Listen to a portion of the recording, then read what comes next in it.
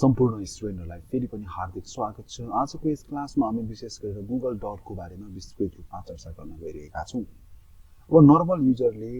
गुगलमा खोज्दाखेरि हामी डाइरेक्टली खोज्छौं। जस्तै एक्जाम्पलको लागि तपाईलाई चाहिँ स्टेलमा एप्पलको बारेमा खोज्न मन लाग्यो होला, तपाईले एप्पल भनेर खोज्नुहुन्छ हैन। अब नर्मल युजरले खोज्ने तरिका यो भयो। तर गुगल डकबाट चाहिँ हामी सर्च गर्यौं भने कुनै पनि एउटा नर्मल युजरले प्राप्त गर्ने रिजल्ट भन्दा अझ एडभान्समा केही कुराहरु हामीले प्राप्त गर्न सक्छौं। गुगल डक चाहिँ विशेष गरेर इथिकल ह्याकरहरूले पनि प्रयोग गर्ने गर्छन्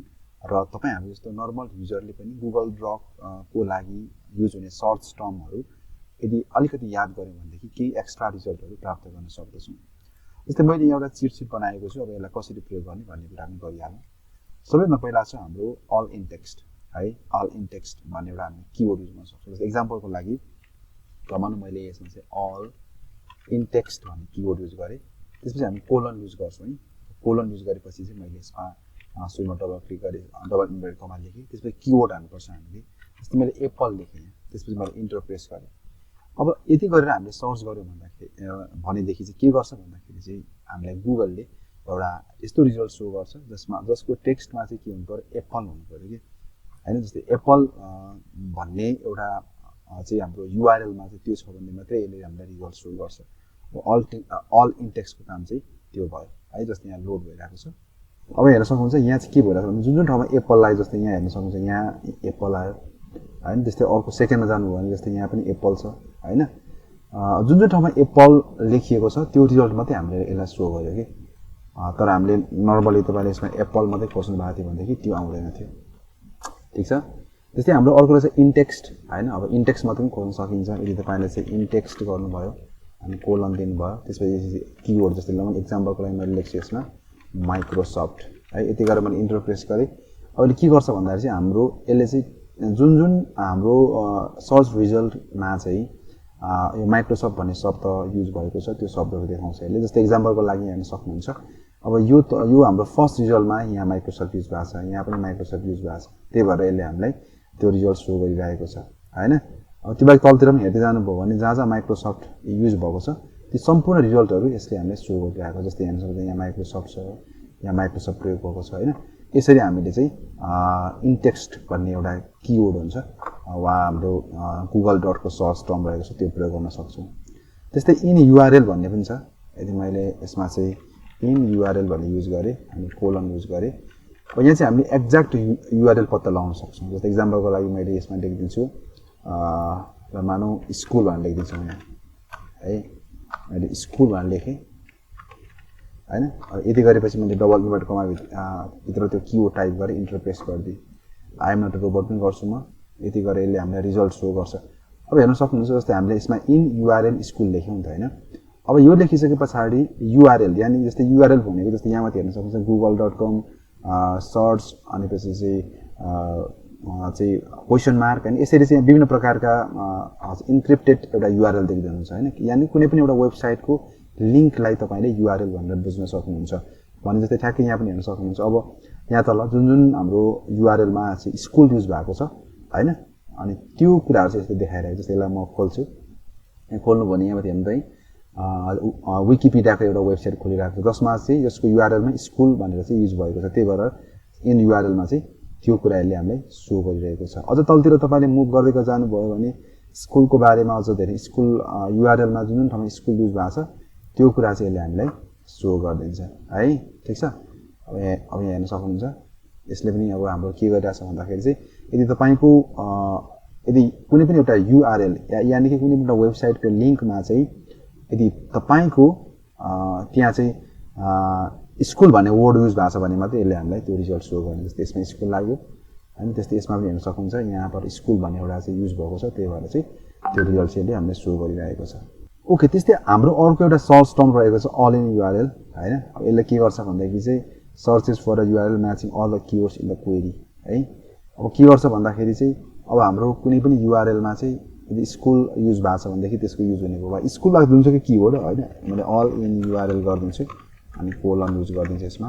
यो डबल इन्भर्टेड कमा भित्र म लेख्दिन्छु। जस्तै ल मानव एक्जाम्पलको लागि म यसमा लेख्छु सफ्टवेयर लेखे अनि सरी software.com है त यति म लेख्छु अनि यति गरेर इन्टर प्रेस गर्छु अब हेर्न सक्नुहुन्छ यसले हामीलाई रिजल्ट शो गरिरहेछ यदि जुन जुन URL मा चाहिँ software.com भनेर युज भएको छ नि त्यो कुरा देखाइदिने software.com देखाइरहेको छ यसमा हेर्नु भने software.com br भनेर देखाइरहेको छ अनि giant software भनेर मैले शो गरिरहेको छ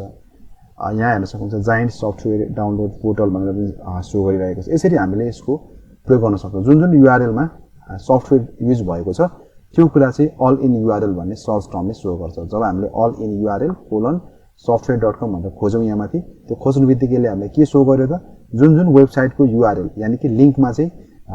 सफ्टवेयर युज भन्ने किवर्ड युज भएको छ त्यो सम्पूर्ण कुराले हामीलाई देखाउन थाल्यो यसरी हामीले URL मा लागेको कुराहरु पनि खोज्न सक्छौं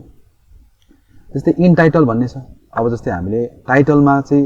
प्रयोग भएको टेक्स्ट अनुसार पनि खोज्न सक्छौं यदि तपाईले चाहिँ इन टाइटल गर्नुभयो कोलन लेख्नुभयो एक्जाम्पलको लागि यहाँ तपाईले टेक पाना लेख्नुभयो यानी कि जति पनि रिजल्ट आउँछ त्यसको टाइटलमा चाहिँ टेक पाना हुनुपर्यो भन्दैछौं हामीले हेर्न सक्नुहुन्छ यसमा यो सुरुमा फेसबुकको रिजल्ट आएर यसमा टेक पाना युज भएको छ टेक पाना है जुन जुन अब जुन हाम्रो सर्च रिजल्टको टाइटलमा टेक पाना चाहिँ छ नि यो सम्पूर्ण कुराहरु रिजल्टहरु चाहिँ हामीलाई गुगलले शो गरिरहेको छ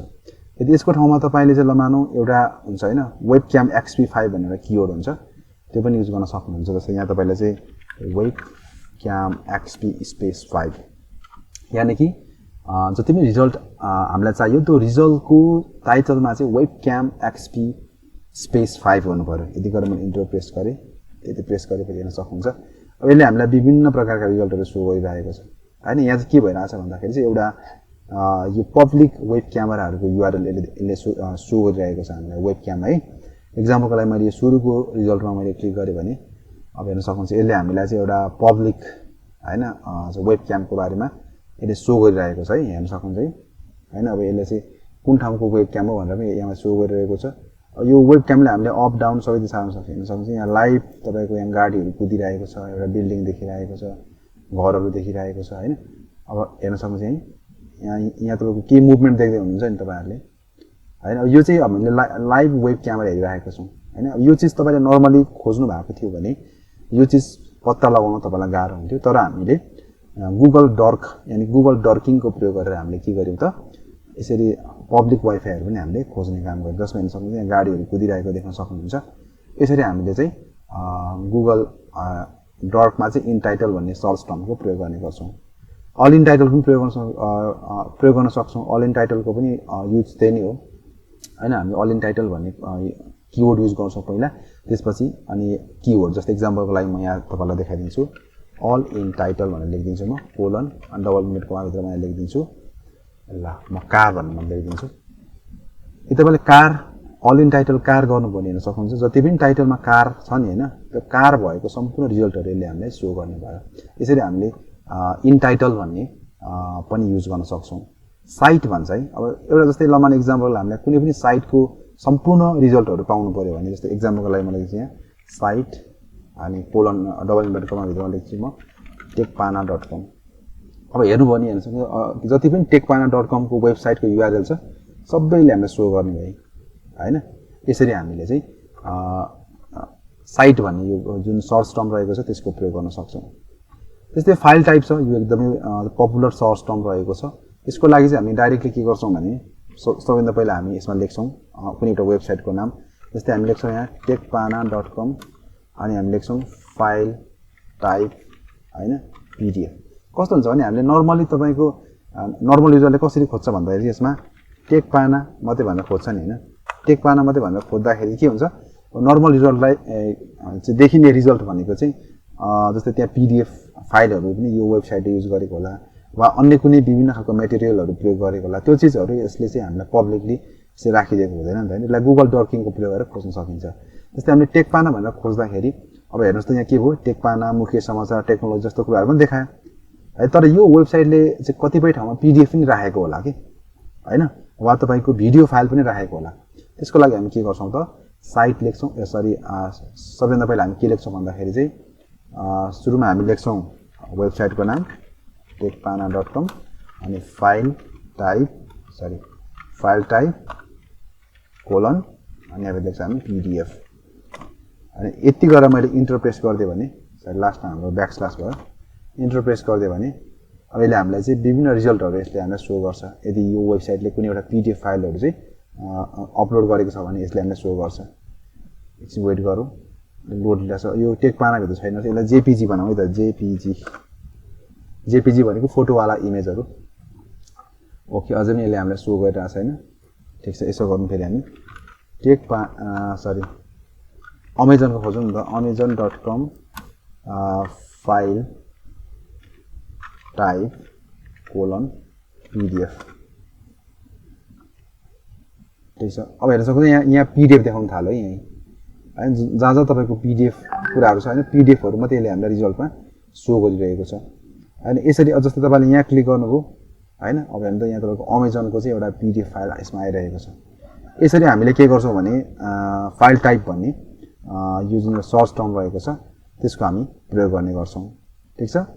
त्यस्तै हाम्रो अरु पनि यसको एक दुईवटा गुगल डकिङ को लागि युज हुने सर्च टर्महरु रहेको छ त्यो पनि हामी यसमा प्रयोग गर्छौं त्यस्तै लिंक भन्ने छ अब लिंक पनि हामी युज गर्न सक्छौं लिंक भन्ने एउटा सर्च टर्म रहेको छ त्यसलाई हामी प्रयोग गर्न सक्छौं अब जस्तै एक्जाम्पलको लागि चाहिँ म हाम्रो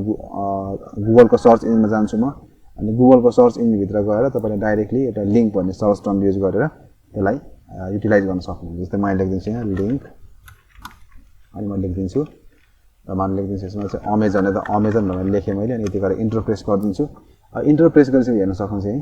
लिंकमा अमेजन जस्तो जुनमा अमेजनको लिंक छ त्यो सम्पूर्ण लिंकहरु यसले हामीलाई शो गर्न थाल्यो जस्तै नम रेन्ज भन्ने पनि छ एउटा नम रेन्ज भन्ने सर्च टर्म रहेको छ हैन यसले हामीलाई के गर्छ भन्दाखेरि चाहिँ कुनै पनि एउटा स्पेसिफिक नम्बरलाई चाहिँ सर्च गर्नु पर्यो भने यो नम रेन्जले प्रयोग गर्छ जस्तै एक्जाम्पलको लागि म लेख्दिन्छु नम रेन्ज हैन अनि यसपछि हामीले यसको सर्च टर्ममा चाहिँ अब यसपछि नम्बरको रेन्ज चाहिँ हामीले यसमा दिनुपर्ने हुन्छ जस्तै म लेख्दिन्छु यहाँ 100 देखि लिएर चाहिँ 125 भनेर लेखिदिएँ मैले यति गरेर इन्टर प्रेस गर्दिए पहिले हामीलाई चाहिँ 100 देखि लिएर 125 सम्मको नम्बर रेन्ज शो गरिरहेको हुन्छ के हेर्न सक्नुहुन्छ 100 भनेर यसले शो गरिरहेको छ यो पनि हामीले विशेष गरेर युज गर्न सक्छौं विशेष गरेर फाइल टाइपमा पनि यसलाई कम्बाइन गरेर युज गर्न सक्छौं त्यस्तै हाम्रो अर्को रहेको छ बिफोर आफ्टर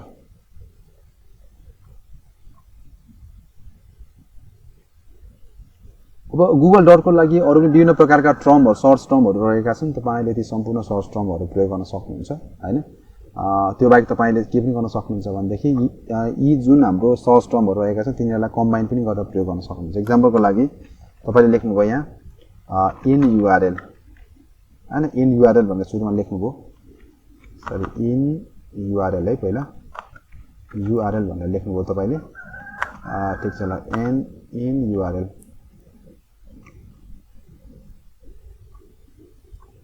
तपाईले सुरुमा इन युआरएल भनेर चाहिँ यसमा लेख्नुभयो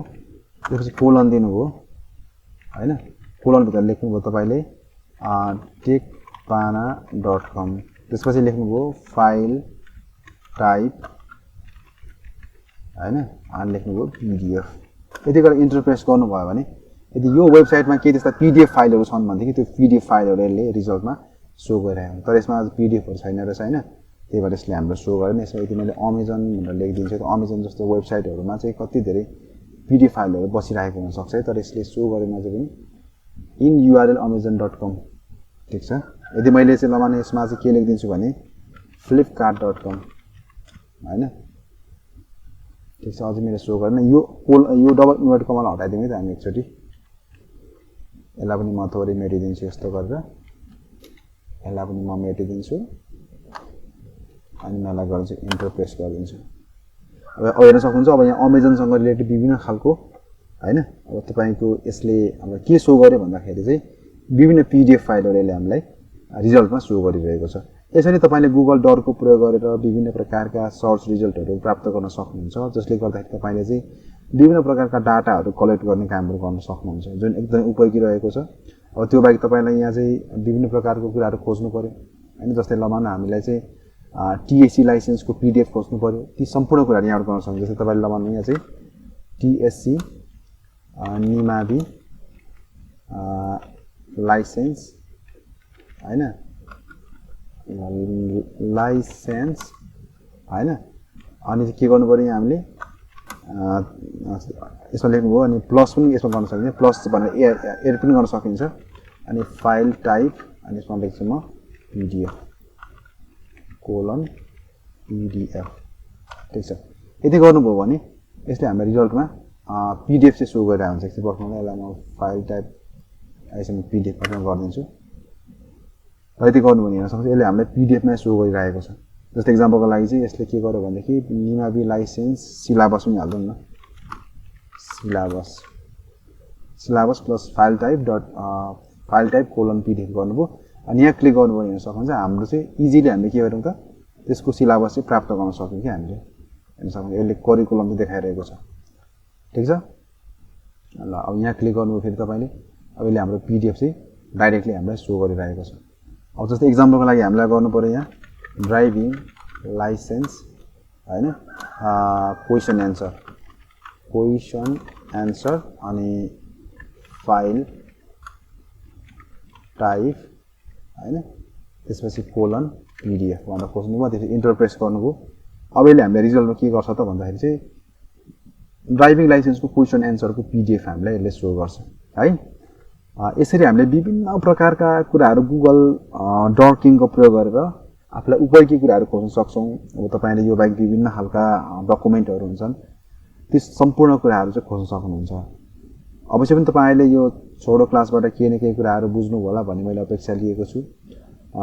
र यी सम्पूर्ण फाइलहरुबाट तपाईले के न के चाहिँ अवश्य पनि के उपयोगी कुराहरूको बारेमा चाहिँ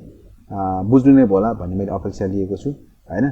अब हेर्न सक्नुहुन्छ मैले अघि भर्खरै एउटा चाहिँ ड्राइभिङ लाइसेन्सको लागि आवश्यक पर्ने यो हाम्रो अब्जेक्टिभ क्वेशनको बारेमा मैले खोजेको थिएँ अब हेर्न सक्नुहुन्छ यहाँ यसले हामीलाई सो गरिरहेको छ यसरी हामीले चाहिँ विभिन्न प्रकारका अब्जेक्टिभ क्वेशनहरुदेखि लिएर आफूलाई आवश्यक पर्ने विभिन्न फाइलहरु फाइल टाइपहरु अनि युआरएलहरु चाहिँ डाइरेक्टली खोज्न सक्छौं ओके अवश्य पनि तपाईले यो छोडो क्लासबाट चाहिँ गुगल डर्किङको कसरी प्रयोग गर्ने भन्ने विषयमा कुराहरू बुझ्नु होला फेरि हामी अर्को क्लासमा आउने छौं हस्त नमस्कार